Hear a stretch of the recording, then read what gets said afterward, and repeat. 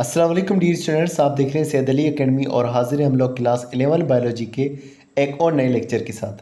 आज की इस वीडियो के अंदर हम जिस टॉपिक को जिक्र करने वाले हैं वो है हमारे पास डोमेन बैक्टीरिया। तो आइए आज की इस वीडियो को शुरू करते हैं।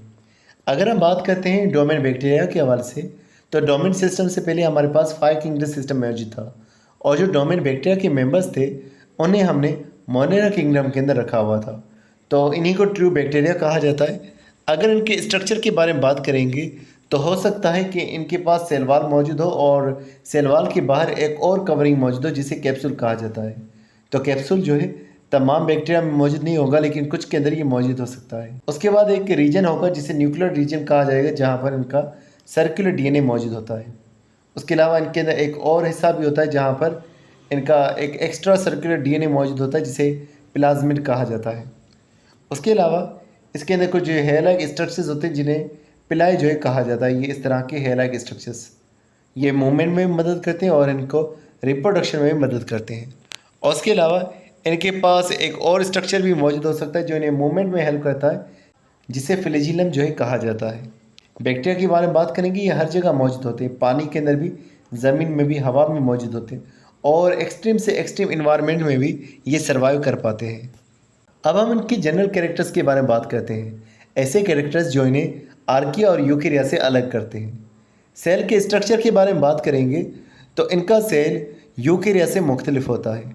इनका सेल प्रोकैरियोटिक सेल होता है। आर्किया में भी प्रोकैरियोटिक सेल था, यानी कि एक ऐसा सेल जिसके अंदर प्रॉपर न्यूक्लियस और मेम्ब्रेन वाले ऑर्गेनेल मौजूद नहीं होते। सेल वाल के बारे में अगर हम बात करेंगे तो पेप्टाइडोग्लाइकिन की बनी हुई इनकी सेल वाल होती है, जो कि अमाइनो एसिड्स और शुगर्स का बना हुआ एक पॉलीमर होता है। तो ये स्ट्रक्चर सपोर्ट और शेप देने का काम करेगा। जेनेटिक मटेरियल के बारे में बात करेंगे तो आर्किया ही की तरह इनके पास एक सिंगल सर्कुलर क्रोमोसोम मौजूद होता है। इसे हम इम्प्रॉपर क्रोमोसोम कहते हैं क्योंकि यहाँ पर सिर्फ डीएनए का धागा होता है, हिस्टोन प्रोटीन मौजूद नहीं होता। तो खाली डीएनए का बना हुआ एक धागा जो कि इनका एक क्रोमोसोम है वो इनके न्यूक्लियोइड रीजन में मौजूद होता है। मज़ीद अगर प्लाज्मिड के बारे में बात करेंगे तो ये इनका स्मॉल सर्कुलर डीएनए मॉलिक्यूल होता है जो कि एक बैक्टीरिया से दूसरे बैक्टीरिया में भी ट्रांसफ़र हो सकता है। इस वजह से जेनेटिक डाइवर्सिटी भी हमें इनमें देखने को मिल सकती है और एडाप्टेशन में भी ये उनको मदद कर सकता है एक माहौल को एडाप्ट करने के अंदर। उसके अलावा मज़ीद अगर हम बात करेंगे रिप्रोडक्शन की आवाज़ से, तो इनके अंदर असेक्सुअल रिप्रोडक्शन होती है। आमतौर पर बाइनरी फ्यूजन होती है। बाइनरी फ्यूजन का मतलब इनका एक सेल दो हिस्सों में टूट सकता है। तो सिंगल सेल दो डॉटर सेल्स में, आइडेंटिकल सेल्स में टूट सकता है। न्यूट्रिशन के बारे में बात करेंगे, ऑटोट्रॉफ भी हो सकते हैं। ऑटोट्रॉफ के अंदर कीमोसिंथेटिक भी हो सकते हैं, फोटोसिंथेटिक भी हो सकते हैं।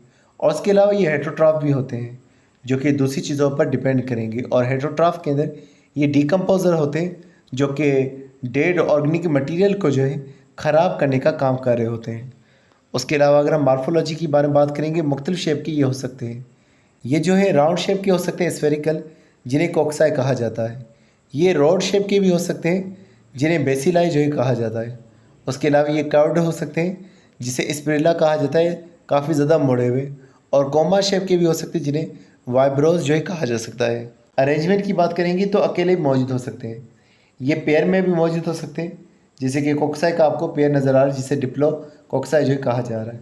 ये चेन में भी मौजूद हो सकते हैं जैसे कि स्टेप्टोकोक्साई है।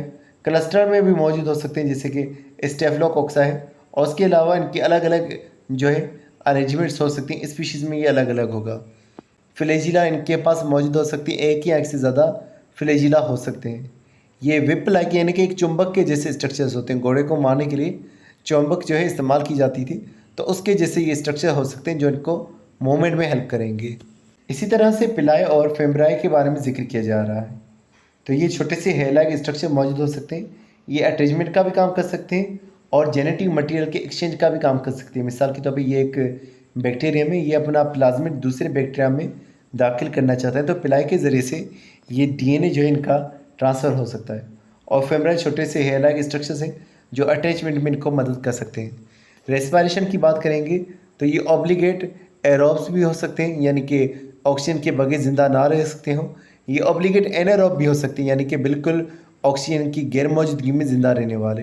उसके अलावा ये फैकल्टेटिव एनारोब्स हो सकते हैं जो ऑक्सीजन की मौजूदगी में या गैर मौजूदगी में ज़िंदा रह सकते हैं। उसके अलावा ये माइक्रो एरोफाइल्स भी हो सकते हैं जो कम ऑक्सीजन में ज़िंदा रह सकते हों।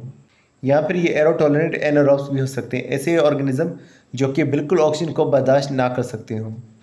उसके अलावा अगर हम बात करेंगे जब ये एनारोबिक है तो ये फर्मेंटेशन का प्रोसेस करके यानी कि एनारोबिक रेस्पिरेशन करके ऑक्सीजन की गैर मौजूदगी में भी एनर्जी प्रोड्यूस कर सकते हैं। तो फर्मेंटेशन एक ऐसा प्रोसेस होगा जिसमें ऑक्सीजन इस्तेमाल नहीं होगी और ऑक्सीजन की गैर मौजूदगी में फूड जो है टूटेगा और एनर्जी हासिल होगी। मज़ीद बात करेंगे ये एक्सट्रीमोफाइल होते हैं, ये ख़तरनाक से ख़तरनाक हालात के अंदर भी रह सकते हैं। हाई टेम्परेचर में भी हो सकते हैं जिन्हें थर्मोफाइल्स कहा जाएगा, हाई सैलिनिटी में भी हो सकते हैं जिन्हें हेलोफाइल्स कहा जाएगा, और लो पीएच के अंदर यानी एसिडिटी में भी रह सकते हैं और इन्हें एसिडोफाइल फिर कहा जाएगा। उसके अलावा पैथोजेनिसिटी की बात करेंगे।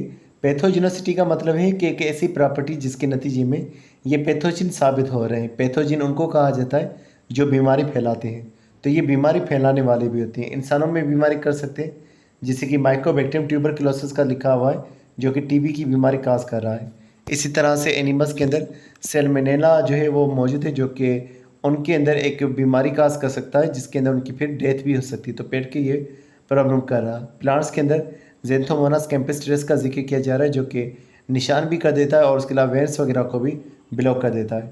तो ये इनके कुछ केमिकल्स होते हैं जो कि निकलते हैं इनमें से और फिर ये प्लांट्स को बीमारी करते हैं, बीमारियां करते हैं, टिश्यू डैमेज कर सकते हैं या इनके टॉक्सिन जो है उनकी फंक्शनिंग को डिस्टर्ब कर सकते हैं।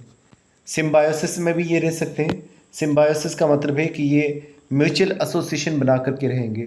अब इनकी म्यूचुअलिज्म हो सकता है जिसमें दोनों एक दूसरे को फ़ायदा दें। कॉमर्शियलिज्म भी हो सकता है जिसमें एक फ़ायदा उठाए और दूसरे को कोई नुकसान भी ना हो, जिससे राइजोबियम है जो कि रूट्स के साथ जुड़ करके रहते हैं और नाइट्रोजन फिक्सेशन में हेल्प कर रहे होते हैं। बैक्टीरिया हमारे पेट के अंदर मौजूद होते हैं जो कि हमारे खाने को हज़म करने में एंजाइम्स प्रोड्यूस करके देते हैं। इसी तरह से साइनोबैक्टीरिया फंगाई के साथ जुड़ करके मौजूद होता है और इस एसोसिएशन को लिचिन जॉय कहा जाता है। तो इस तरह से ये न्यूट्रिएंट एक्सचेंज में, डाइजेशन में, नाइट्रोजन फिक्सेशन के अंदर, प्रोटेक्शन और ग्रोथ में हेल्प कर रहे हैं।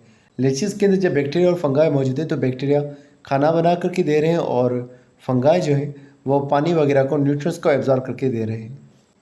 कॉमर्शियलिज्म के अंदर एक फ़ायदा उठाएगा, दूसरे को कोई नुकसान नहीं होगा।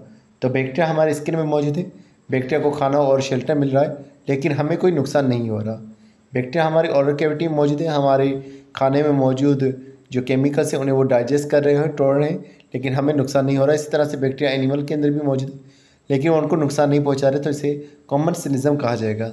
अब यहाँ पर हम बैक्टीरिया के ग्रुप्स के बारे में जिक्र करें। सबसे पहले प्रोटोबैक्टीरिया जिक्र किया जाए जिसके अंदर इशेरिकिया कोलाई मौजूद है। इशेरिकिया कोलाई को आप यहाँ पर देख सकते हैं। उसके अलावा राइजोबियम मौजूद है और उसके अलावा हेलिकोबैक्टर पाइलोरी मौजूद है। हेलिकोबैक्टर पाइलोरी स्टमक के अंदर अल्सर काज कर रहा होता है। राइजोबियम प्लांट्स के साथ जुड़ा हुआ होता है। उसके अलावा फर्मिक्यूट्स मौजूद है जिसके अंदर बेसिलस सबटिलिस मौजूद है, लैक्टोबैसिलस मौजूद है और क्लोस्ट्रीडियम बोटुलिनम जो है मौजूद है। एक्टिनोबैक्टीरिया की अगर हम बात करेंगे तो इसके अंदर स्ट्रेप्टोमाइसिस मौजूद है और माइकोबैक्टीरियम ट्यूबरकुलोसिस मौजूद है। उसके अलावा साइनोबैक्टीरिया की दो किस्मों का जिक्र किया जा रहा है, एनाबेना और स्पाइरुलिना जो है, ये दो नाम यहाँ पर जिक्र किए जा रहे हैं। स्पाइरोकेट्स के अंदर ट्रेपेनोमा पेलिडम जिक्र किया जा रहा है जो कि सिफिलिस की बीमारी काज कर रहा होता है। एसिडोबैक्टीरिया के अंदर एसिडोबैक्टीरियम जिक्र किया जा रहा है। उसके अलावा अक्यूफाइसी के अंदर अक्यूफिक्स पायरोफाइलस जो है जिक्र किया जा रहा है। तो डियर स्टूडेंट्स, आज के बस इतना ही था। उम्मीद करता हूँ ये वीडियो आपको पसंद आई होगी। इंशाल्लाह मिलते हैं नेक्स्ट वीडियो में एक नए टॉपिक के साथ। तब तक अपना बहुत सारा ख्याल रखिएगा। अस्सलाम वालेकुम।